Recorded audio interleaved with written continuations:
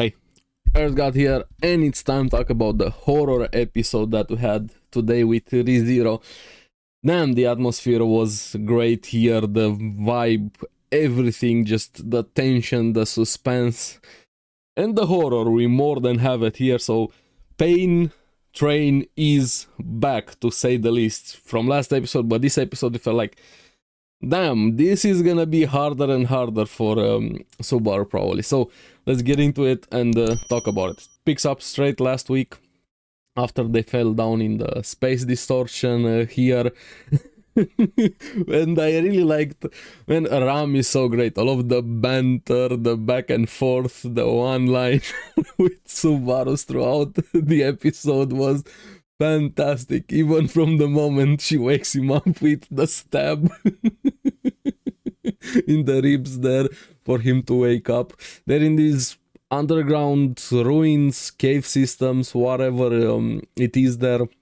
Some of them got separated there. I like how Ram led him to believe that he's alone with just her. Here we see a bit in the flashback.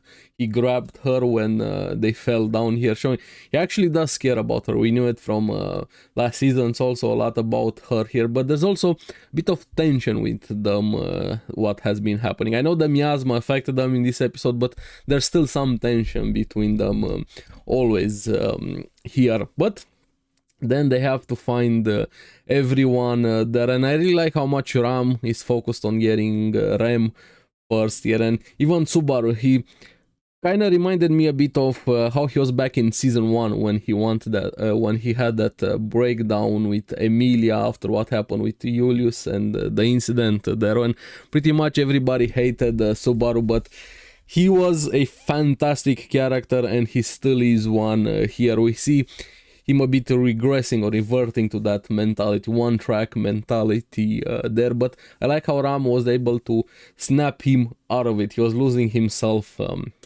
be there, and he actually recognizes that, even apologizing there. I love that moment quite a lot here, and then it's revealed that Anastasia and Patrasha are also there, and I like Anastasia was kind of like the middleman between them a bit, sort of here, telling Subaru that Ram is actually putting a brave face to say she was panicking a lot, but she was kind of using the banter and everything with Subaru to keep herself sane and moving forward.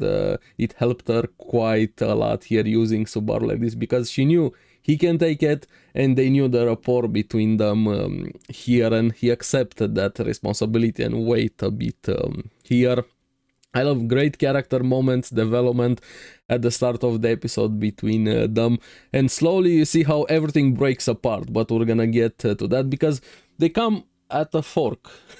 Like him referencing Freud here about the psychology of human choices, choosing left or right, and humans usually choose left, but let's go right this time. And yeah, going right here, of course, I don't think it was the right choice, let me put it that way. They run into what I thought also at first it's a giant hole, and my first instinct was dead end, kind of the same like Anastasia and Ram there, but no, Subaru sees a door for some reason. I don't know why he looked a door for him, but he touches it, it disappears, and then Patrash senses something. She is scared, but he says, I really liked his point there. No matter where we are now or what we do, we still have to keep moving forward. We're in danger anywhere here.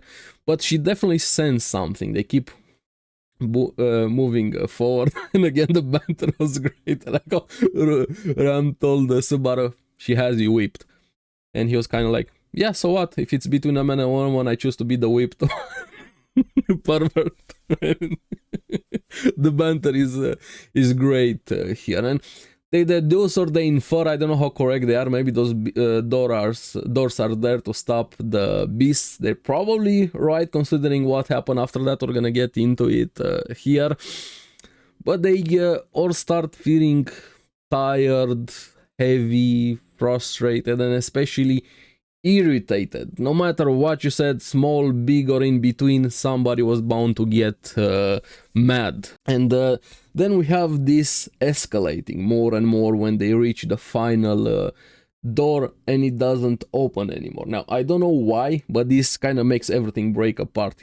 Subaru rages, starts snapping, especially at Anastasia, pushes her away and breaks the light there, and he starts getting into it with Ram. Ram, do you have a problem? Why are we here? And Ram just kind of pushes a bit on the buttons there. There's some sort of truth in what they lashed out here. Just, we didn't come here to see the sage telling him. We come here to awake, to revive Rem while we're here, and just back and forth. She wants to remember her little sister. Everything is gone to shit. Why didn't you grab Rem when you fall down? Just all of the intrusive thoughts, basically all of the thoughts they had in mind were coming to the surface, and she kept pushing. You don't care about Rem. Just pushing, and of course he wasn't taking it well. He was lashing out also, and he even actually activates Invisible Providence. Like, wait, what is happening here? This is escalating way too much, way too fast. And he actually hits Ram and starts going after her and starts strangling her, almost killing her. She's able to push him off, but I'm like, wait, something is affecting them. What's happening here? Whoa. This just blew up completely, to say the least. And then you see the different dynamics, how it works on everybody. Both of them were irritable, angry, frustrated, just pure anger. And then I feel like fake Anastasia kind of lost her limiter, her everything. Just, she started being so cold and calculated. She comes from behind and stabs Ram, and he's like, oh, I'm just here to keep the useful one. I had to make a choice. Aren't you happy I chose you? And okay, sure. Subaru going, yeah, we're gonna work together, don't worry. And he was preparing his invisible hand there, about to strangle her. But she just, man, that scene, just half her body just explodes there. She gets ripped apart here, and even still grabbing to him. Don't let me go, you're already dead. Just, god damn that scene. Even though there's some dark spots there censoring a bit, I wish they would have shown everything fully. They're just gruesome as fuck that we saw here. Some of the most gruesome deaths that we have, and there's more to come there. He pushes her away, he pukes, and then we see Patrash eating, enjoying some dinner, nice picnic over here, just eating very well. A body, right? Because that's what you do. And what was creepier, like all of the guts and everything, sure, those are gross.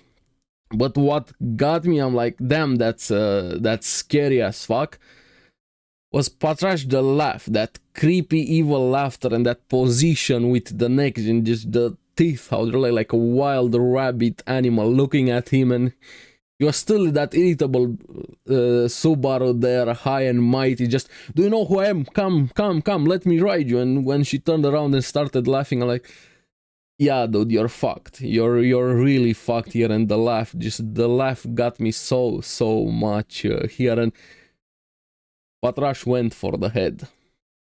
I feel like Subaru's head keeps exploding right now. And Thor from Infinity War could learn some things. Go for the head. I'm like, damn, those deaths. Holy. The pain is back. And after that, he waits back at the beginning of the episode, basically the new checkpoint with Ram waking him up. But this time he wakes up.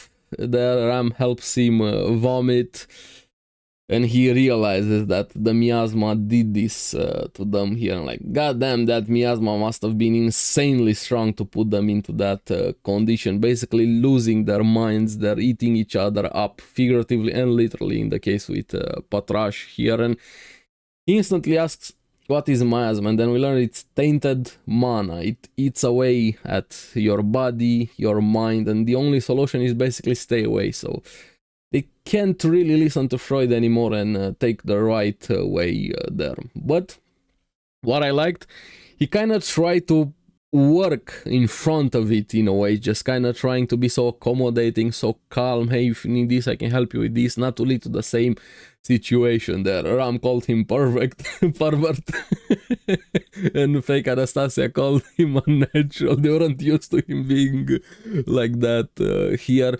But they slowly also start sensing a burning smell, because after this they went on the left side and you see some sun or something hitting the sand. That was the burning smell. He gets close, but sinkhole, and he falls down. It felt like an underground graveyard in a way, bones and everything and beasts. But there's also this special beast that are weird half demon, centaur, knight, lancer thing, and like, god damn, this I didn't expect that, but sure.